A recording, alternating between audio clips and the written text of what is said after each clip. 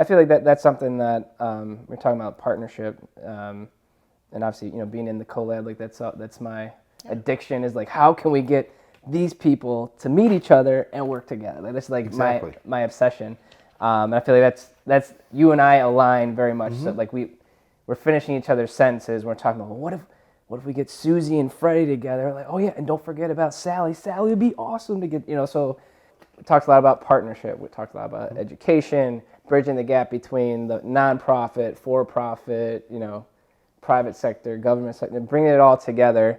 How you want people to call you out and say, hey, I don't think you're doing a good enough job here, or hey, like we need help here. It's kind of like you're like that firefighter. You're like, hey, like I'll be your political 911. I'll be your representative 911. Where it's just, email me. I'll email you back as soon as I can. Correct. Call me. I'll call you back as soon as I can. Correct. That is a lot of sacrifice. That's a lot of determination.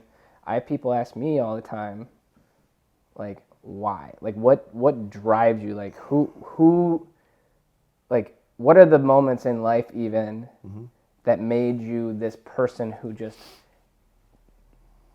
wants to help others just because? Because and again, that's all I've known of you. Who is that? Oh, that's my buddy George. He loves helping people. Like, you should, like, all the time I'm like, you're getting like random messages like, hey, so and so, this is George. He's a great guy. You guys should connect. So like all the time. So, but I guess for you, like, why do you have this? I mean, again, ever since I know you for 10 years, you have this undying need to help people and make things happen. Where does it come from? Great question. And first of all, thank you for the compliments. You ready for a big answer? First part is my mother and father. Okay. My mother was a children's librarian for a number of years at a Catholic school, and my father spent 40 years in law enforcement. Awesome. 10 of which as a state trooper, 10 of which was an instructor at the Basic Police Academy, and then his tail end of his career, he was a chief. Awesome. And I saw it in both of them. Serving others, helping people, doing the right thing. My mother is a librarian, helping the children, reading to them, helping them with their homework, doing this, doing that. I saw my dad helping whatever community he was serving in various capacities in law enforcement. And law enforcement, not to deviate, but law enforcement is very, very special to me, very near and dear to my heart. Our police, our fire, our first responders, I will be the biggest advocate that they've ever seen down in Columbus. I will always fight for our police, our fire, and our first responders, no matter what, because they are the ones who keep our community safe. But here's what I saw. I saw my mom get up in the morning, go to work all day, come home, and be there for the family.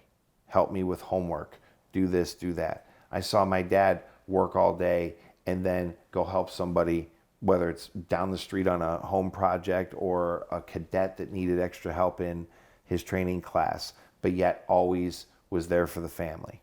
And it just got put into my DNA. I genuinely love to help people. I genuinely love to give back.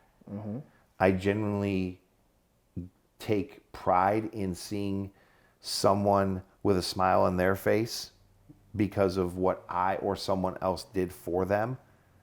My dad always told me, he says, always have a smile on you, because sometimes that smile, when you give it to somebody else, is what they need to get through that day, because maybe that person ran out of smiles. So if you have one to give it to them. Always give a smile. Always give a smile to people. Yeah. And that just throughout my childhood, my teenage years, and then now in my adult years, I just love to help people. That's why I got into the various lines of work that I got into over the years, was because of the nature of that business, or the nature of that job allowed me to help people. When I was at a credit union, I helped people with their finances. When I was at Notre Dame, I helped develop future college graduates and future leaders. And I still get messages from kids that graduated 2, 3, 4 years ago. Yeah. Hey, I remember what you told me in class one time. I used it today at work, and it worked. I'm Yeah. like, really? That stuff works? Wow. You know, but that it's very big to me. And I have a great friend, and he's a student of servant leadership. And over the years, he's taught me his expertise in servant leadership. I'm certainly not at his level by any stretch of the imagination, but it's service above self. And in my humble opinion, you don't get into the political arena for yourself.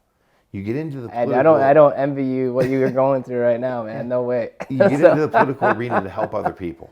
Right. Right. And if you're not getting into that for that reason, you're in it for the wrong reasons. Yeah. And I just genuinely want to serve my community.